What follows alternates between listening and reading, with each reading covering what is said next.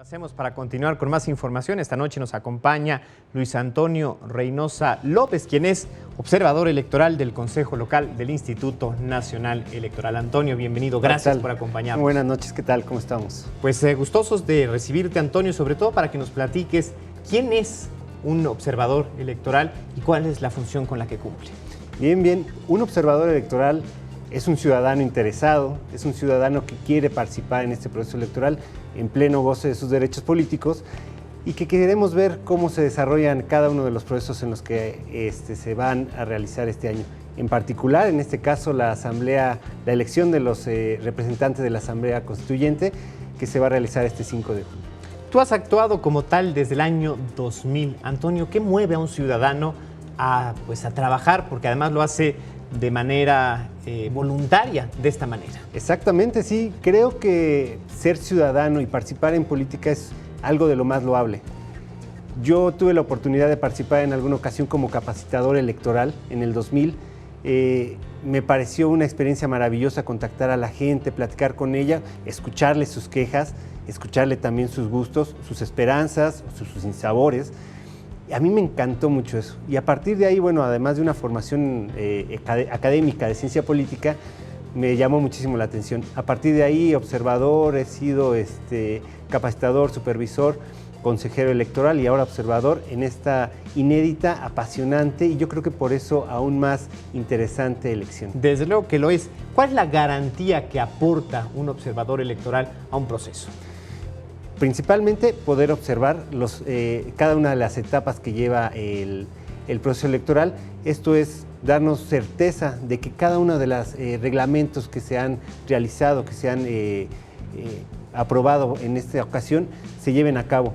Yo recuerdo, por ejemplo, ahorita que vino el vocal de capacitación con ustedes y les mostraba la mampara, nosotros nos interesa ver si realmente se está cumpliendo la accesibilidad de las personas que van a votar, también que los lugares donde están instaladas las casillas sean los adecuados, que cuenten con los medios suficientes.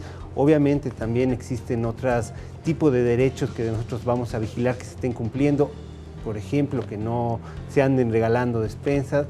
Todo ese tipo de cosas son las que nosotros nos encargamos de observar.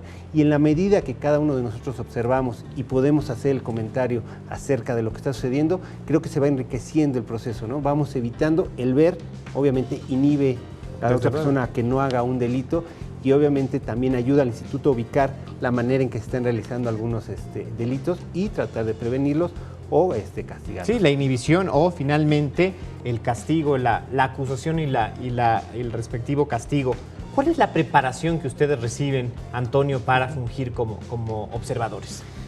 Fíjate que eso es muy importante y eso sí me gustaría resaltar. Nosotros como observadores recibimos un curso de observadores donde se nos explica qué es lo que podemos hacer, qué no, qué es el instituto, de qué se va a tratar esta elección que me parece, insisto, y no lo quiero dejar de mencionar, inédita.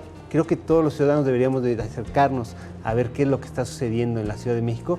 Recibimos esa capacitación, pero no necesitamos ser expertos, no necesitamos ser el gran maestro en ciencia política, el abogado.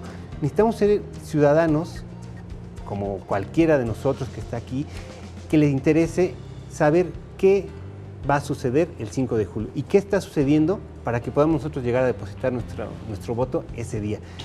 Recibimos una capacitación, aspectos generales sobre el instituto, aspectos generales sobre esta elección particular y cuáles son nuestros derechos y cuáles son nuestras obligaciones ya estando durante la observación. Ahora, este interés del que hablas es a su vez un compromiso con la democracia, ¿no? Claro, yo me siento cada vez y creo que cada uno de los compañeros que estamos participando como observadores tenemos un compromiso con observar, pero observar con conocimiento, observar con responsabilidad, observar cada etapa a fin de poder colaborar. Es un compromiso total con la ciudadanía el poder decir, ok, tú me estás diciendo que hay algo que ocurre mal, vamos a verificarlo, mira, también está sucediendo esto que está realizando bien y vamos a contribuir a que salga mejor cada una de las etapas. De este domingo en 8, domingo 5 de junio, además de ti, ¿cuántos más observadores habrá vigilando las actividades de la elección de la Asamblea Constituyente? Ok, para esta Asamblea se aprobaron 323, me parece, observadores electorales. fueron los que lograron pasar ese filtro. Hubo 577 solicitudes.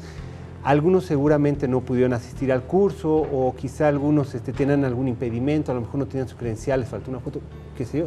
El chiste es que va a haber más de 300 personas en las casillas observando diferentes momentos de la elección durante la jornada. De hecho, y eso es algo que a lo mejor el ciudadano no conoce, poder asistir a las sesiones de los consejos distritales y locales son públicas, cualquier ciudadano puede ir incluso sin ser observador. Y siendo observador, bueno, con conocimiento de caso de qué es lo que está sucediendo, pues también lo hacemos. Antonio, qué gran privilegio y pues bueno, ahí estaremos al pendiente también de la actividad de ustedes el domingo. Seguro, y yo los quiero invitar nuevamente a los ciudadanos que se acerquen, que oigan las noticias. Es una elección en la que se ha abierto un abanico increíble de posibilidades. Decidan y decidan por ustedes. Gracias.